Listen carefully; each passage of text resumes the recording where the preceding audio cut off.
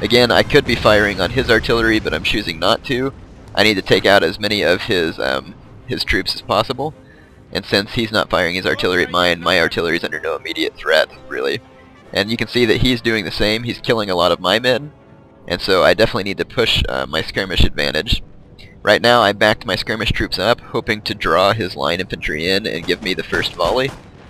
But my opponent stopped just short, which is a pretty smart move. You can see my quicklime there hitting his troops again.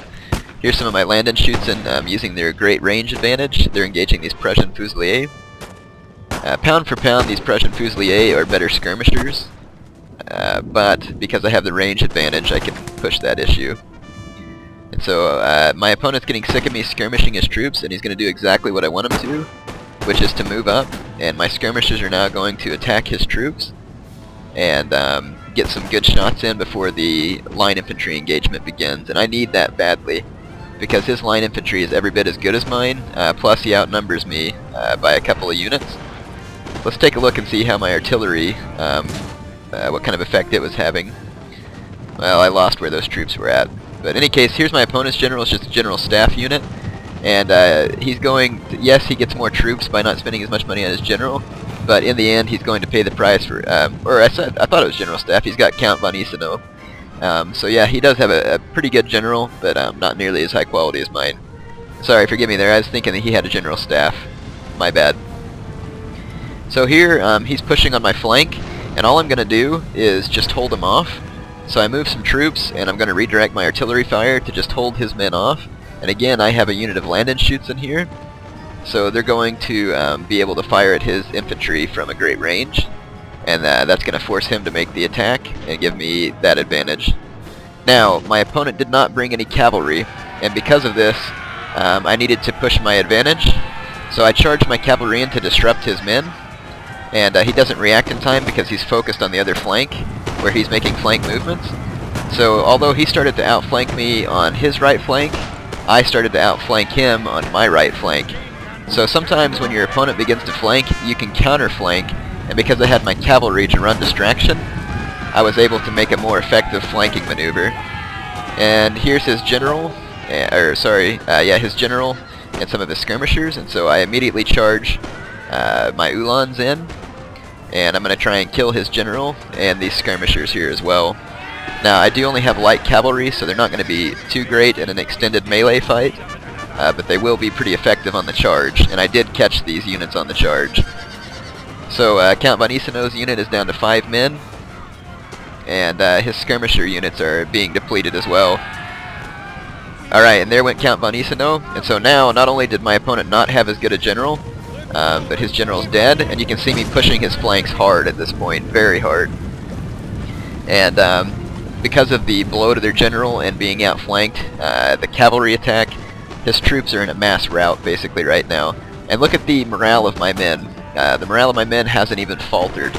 And that's because I brought an extremely high quality general. And out here, even though they were outnumbered, I was able to rout some of the Prussian musketeers. And look at the morale of the Prussian units after losing the general, and knowing that my troops are commanded by such a powerful general.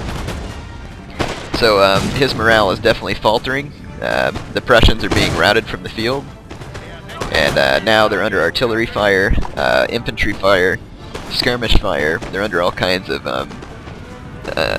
detriment. Here I had orange morale for just a moment, and then the morale of those troops came back up. So I mean, that's pretty interesting to me that I bring some of the lowest quality units, and their morale never faltered in this battle because of the quality of their leader. And again, I think that's something important that Napoleon Total War brings to the table. And I hope you saw on the mini-map. If you didn't, you can rewind and watch the mini-map and watch how I outflanked my opponent. Flanking is very important on Empire Total War, Napoleon Total War. You have to outflank your opponents in order to have a better chance at winning.